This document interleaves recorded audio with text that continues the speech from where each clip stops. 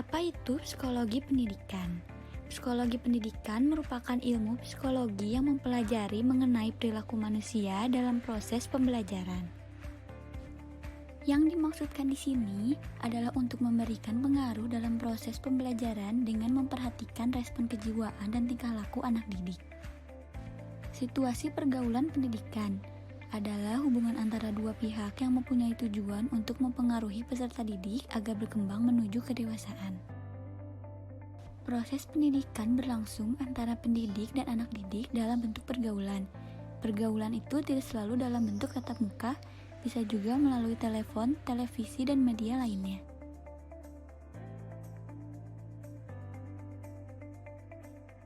Di sini saya akan membahas tentang dimensi-dimensi proses pendidikan. Pendidikan mempunyai dimensi tujuan, yaitu untuk memperbaiki perilaku atau yang disebut juga behavior modification atau behavior improvement. Di dalam pendidikan itu sendiri, yang terpenting adalah kita dapat mendidik anak agar memiliki integritas, kepribadian, serta mampu berbuat secara bertanggung jawab dalam segala hal. Dimensi proses pendidikan terdiri dari beberapa segi. Di antaranya ada dimensi proses pendidikan dari segi perilaku. Dimensi proses pendidikan dari segi perilaku juga dibagi menjadi beberapa, yaitu yang pertama ada dimensi fisik, yang lebih menekankan pada peningkatan kemampuan motorik peserta didik dan pemahaman pada tugas-tugas perkembangan fisik seseorang. Contohnya yaitu olahraga. Selanjutnya ada dimensi psikologi yang mencakup aspek kognitif. Aspek kognitif yaitu aspek yang mencakup kegiatan mental atau otak dan memiliki 6 jenjang, yaitu 1. Pengetahuan, hafalan, atau ingatan. Yang kedua, pemahaman. Yang ketiga, penerapan. Yang keempat, analisis. Yang kelima, sintesis. Dan yang terakhir, ada penilaian, penghargaan, atau evaluasi. Tujuan aspek kognitif berorientasi pada kemampuan berpikir yang mencakup kemampuan intelektual yang lebih sederhana, yaitu mengingat sampai pada kemampuan memecahkan masalah yang menuntut siswa untuk menghubungkan dan menggabungkan beberapa ide, gagasan, metode, atau prosedur yang dipelajari untuk memecahkan masalah tersebut. Yang terakhir ada dimensi spiritual, yaitu upaya pendidikan kepada ketuhanan. Dikutip dari Akhir-Yani bahwa spiritualitas sebagai suatu yang multidimensi, yaitu dimensi eksistensial dan dimensi agama. Dimensi eksistensial berfokus pada tujuan dan arti kehidupan, sedangkan dimensi agama lebih berfokus pada hubungan seseorang dengan Tuhan yang Maha Penguasa. Pendapat tersebut menjelaskan bahwa spiritual terfokus pada makna kehidupan dan hubungan dengan Tuhan. Selanjutnya, ada dimensi proses pendidikan berdasarkan tujuan pendidikan. Berdasarkan tujuan pendidikan, dimensi proses pendidikan terdiri dari: yang pertama ada dimensi individualitas, yang bertujuan untuk menghasilkan kedewasaan seseorang dari aspek kemampuan memilih nilai sebagai acuan normatif kehidupannya, sehingga ada kemandirian. Untuk mampu berdiri sendiri, maka manusia harus memiliki akal pikiran yang baik, kemampuan yang kuat, perasaan yang halus, matang dan mantap, sehat jasmani, kuat energik. Karena itu, pendidikan harus berusaha untuk membantu pengembangan kemampuan-kemampuan kognitif pada umumnya, melalui berbagai pembelajaran terkait, seperti bidang ilmu pengetahuan dan cara-cara memperolehnya. Yang kedua ada dimensi sosialitas, yang bertujuan untuk menghasilkan kedewasaan seseorang dalam aspek kemampuannya, dalam mengimplementasikan nilai-nilai sosial yang dijadikan rujukan kehidupan bersama dan kemampuan membangun suasana dan kondisi kemasyarakatan yang harmonis. Seseorang dapat mengembangkan kegemarannya, sikapnya, cita-citanya di dalam interaksi dengan sesamanya. Seseorang juga berkesempatan untuk belajar dari orang lain, mengidentifikasi sifat-sifat yang dikagumi dari orang lain untuk dimilikinya, serta menolak sifat-sifat yang tidak dicocokinya. Hanya di dalam berinteraksi dengan sesamanya, dalam saling menerima dan memberi, seseorang menyadari dan menghayati kemanusiaannya. Yang ketiga ada dimensi moralitas. Moral merupakan standar kualitas perbuatan manusia yang dengannya dapat dikatakan bahwa perbuatan tersebut benar atau salah, baik atau buruk, dalam ukuran tata nilai yang bersumberkan pada hati nurani manusia, sebagai fitrah dari Tuhan. Perbuatan yang bertentangan dengan tata nilai yang bersumberkan pada hati nurani manusia dikatakan sebagai perbuatan amoral. Tujuan dimensi moralitas ini sendiri yaitu agar tercapainya kedewasaan seseorang dalam meyakini dan mengutamakan norma-norma perilaku menjadi tatanan kehidupannya. Dan yang terakhir ada dimensi religiusitas. Religiusitas adalah kedalaman seseorang dalam meyakini suatu agama disertai dengan tingkat pengetahuan terhadap agamanya yang diwujudkan dalam pengamalan nilai-nilai agama, yakni dengan mematuhi aturan-aturan dan menjalankan kewajiban-kewajiban dengan keikhlasan hati dalam kehidupan sehari-hari yang berkaitan dengan ibadah. Dan tujuan dari dimensi ini yaitu agar tercapainya kedewasaan seseorang dalam meyakini dan mengamalkan nilai-nilai keyakinan agamanya.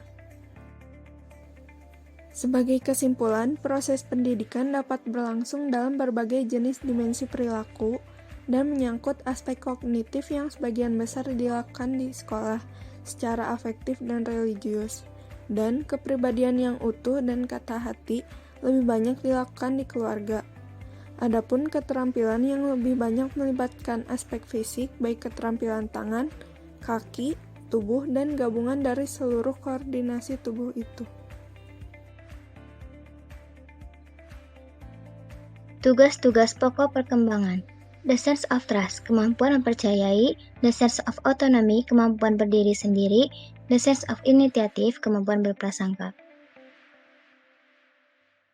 The sense of accomplishment, kemampuan menyelesaikan tugas. The sense of identity, kemampuan meyakini identitasnya.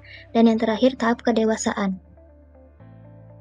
Seperti yang kita lihat, fase the sense of trust ini kira-kira terjadi pada umur 0-12 bulan. Kemampuan dan penghayatan ini telah mulai berkembang sejak bayi lahir, karena diikuti oleh suasana yang hangat, mesra, dan kasih sayang oleh ibu dan seluruh anggota keluarga terhadap anak, sehingga mempercayai bahwa segala kebutuhan hidupnya terpenuhi. Kemampuan ini adalah dasar kepercayaan pada orang lain, diri sendiri, dan percaya bahwa hidup ini penuh dengan kebaikan.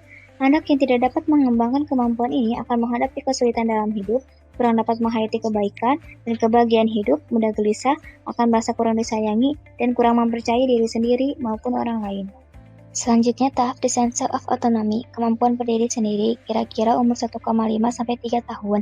Pada tahap ini, anak menghadapi tugas untuk mempertegas kehadirannya sebagai manusia, tentu membutuhkan bantuan dan bimbingan dari orang lain. Kita harus mendukung perasaan anak, dan jangan meremehkan keberadaannya agar pribadinya mempunyai harga diri. Berikutnya adalah fase the sense of initiative, kemampuan berprasangka. Kira-kira umur 3,5-5,5 tahun, anak akan mencari kesempatan untuk mengembangkan kemampuannya dengan banyak mencoba, meniru, dan mengembangkan kreativitasnya. Banyak kritikan hanya akan menghambat perkembangan kepribadiannya, sehingga yang diperlukan hanyalah sebuah dukungan.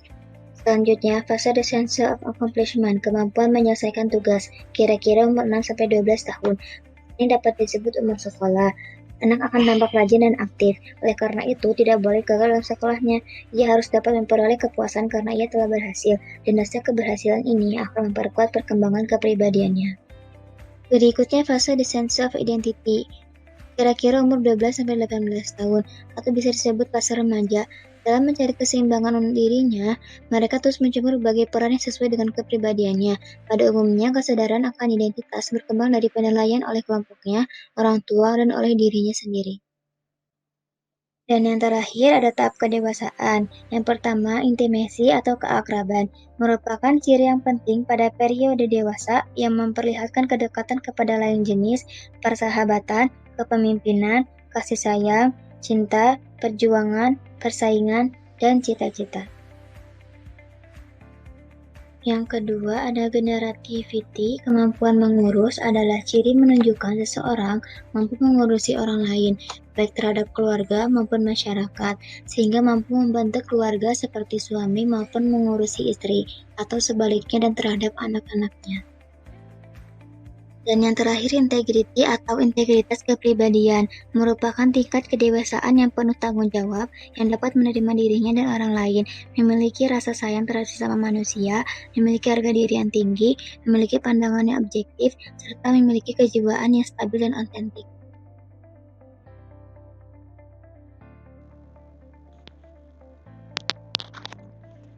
Saya akan menjelaskan tentang teori belajar dan pendidikan.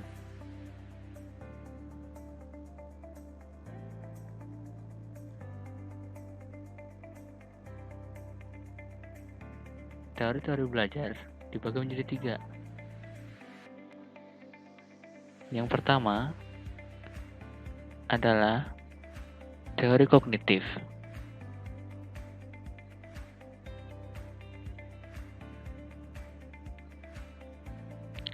Teori kognitif mengatakan bahwa belajar tidak sekadar melibatkan hubungan antara stimulus dan respon, melainkan tingkah laku seseorang ditentukan oleh persepsi serta pemahamannya tentang situasi yang berhubungan dengan tujuan belajarnya.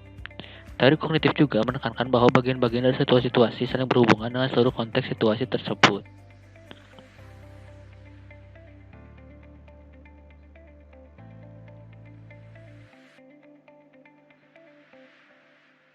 Teori pertama adalah teori Piaget.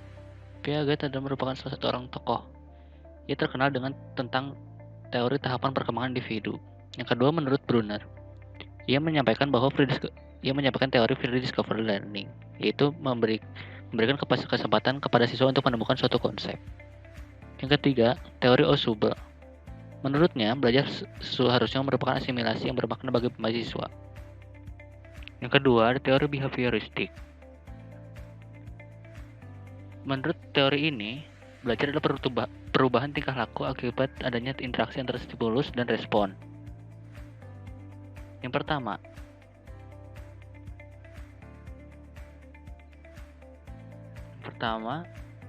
ada menurut Thorndike. Pemahaman terhadap perkembangan pribadi anak.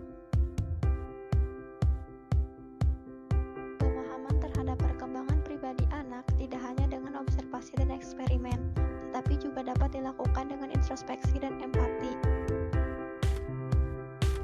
Periodisasi perkembangan kehidupan anak bayi 0-1 tahun, kanak-kanak 1-5 tahun, anak sekolah 6-12 tahun, remaja atau adolescensi 12-18 tahun. Anak bayi disebut juga dengan periode vital atau hidup, mempunyai makna mempertahankan hidup, yaitu anak dilengkapi dengan beberapa kemampuan, terutama insting dan naluri. Insting adalah kemampuan yang telah ada sejak lahir yang sifatnya psikofisik untuk dapat bereaksi terhadap lingkungan. Insting pada bayi, insting sosial, insting lari, dan insting meniru. Periode kanak-kanak yaitu usia prasekolah sebagai periode peralihan dari masa bayi ke usia anak sekolah. Masa kanak-kanak adalah masa bahagia sebagai hak setiap anak dalam suasana kebebasan dan kegembiraan hidup. Dan bahasa juga sangat penting. Ada 3 fungsi bahasa, yaitu untuk menyatakan isi hati dan perasaan, berkomunikasi dengan orang lain, dan sebagai fungsi berpikir. Periode ini disebut pula periode keras kepala, yaitu periode di mana kemauannya harus dituruti dan sering membandel.